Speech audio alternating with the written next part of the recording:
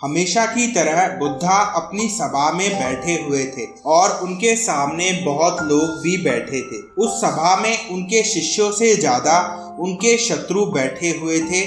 यहाँ तक कि जिसने सभा का आयोजन करवाया था वो भी बुद्धा से ईर्ष्या रखता था। सभा राजमहल में आयोजित की गई थी, इसलिए राज्य के सभी मुख्य लोग वहाँ उपस्थित थे। बुद्धा जानते थे कि उस सभा में उनके साथ कोई ना कोई षड्यंत्र जरूर रचा जाएगा। बुद्धा का एक शिष्य आनंद बुद्धा को चेतावनी देता है कि आपको वहाँ नहीं जाना चाहिए, परंतु बुद्धा अपनी करुणा के कारण खुद को वहां जाने से रोक नहीं पाए। सभा की शुरुआत होते ही एक के बाद एक तीखे प्रश्न बुद्धा के सामने रखे गए। सभा का एकमात्र उद्देश्य था कि बुद्धा को उल्टे सीधे प्रश्न पूछे जाए जिनका उन्हें जवाब ना पता हो और बुद्धा को अपमानित होना पड़े। लेकिन बुद्धा भी सभी प्रश्नों के उत्तर बड़ी सरलता से दे देते हैं और लगभग सभी के प्रश्नों के उत्तर उन्हें मिल जाते हैं। तभी वहां पर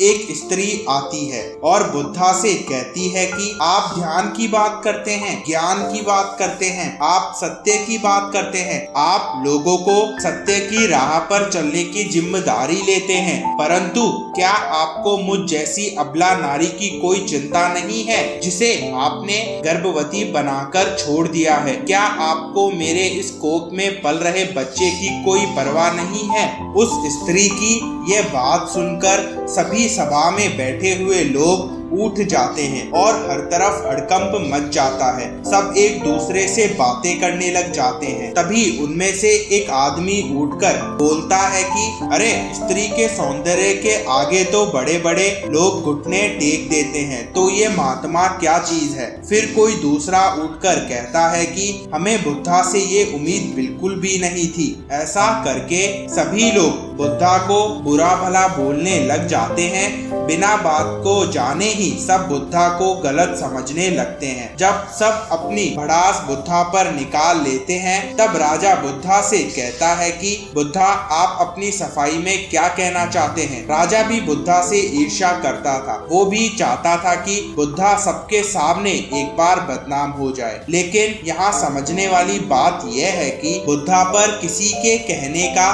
कोई भी फर्क नहीं पड़ रहा था। वो जैसे आए थे वो वैसे ही बैठे हुए थे। यहाँ तक कि जो स्त्री ने कहा उस बात का भी बुद्धा पर कोई असर नहीं हो रहा था। क्या आप जानते हैं कि बुद्धा को इस बात से फर्क क्यों नहीं पड़ा? उसका कारण यह है कि बुद्धा भली भांति जानते हैं कि सत्य क्या है और प्रकृति का भी यही नियम है। अगर आपको पता है कि आप सही हो तो किसी के कुछ भी कहने से सत्य बदल नहीं जाएगा। सभा में सभी लोग सोच में पड़ गए थे।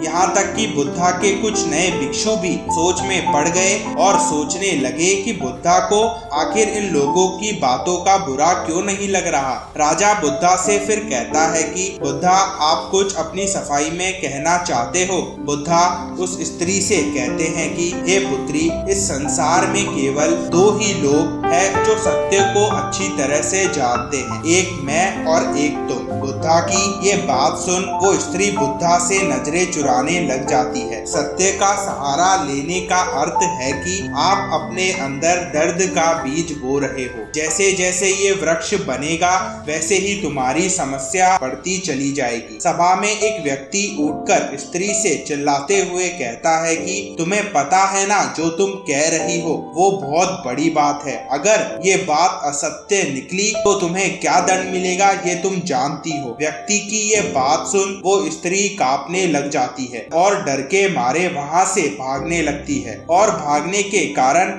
उसने अपने पेट पर जो गठरी बांधी हुई थी वो भी गिर जाती है और सत्य सबके सामने आ जाता है। राजा उस स्त्री को बंदी बनाने का आदेश दे देते हैं, लेकिन बुद्धा के कहने पर उस स्त्री को क्षमा कर दिया जाता है। दोस्तों, एक बात हमेशा याद रखना कि धैर्य और आपकी नजरों में सही होना आपको बड़ी से बड़ी समस्या से बचा सकता है। और अगर आपको पता है कि आप सही है और बाकी सब गलत, तो आप कभी भी सत्य बताने में डरिएगा मत।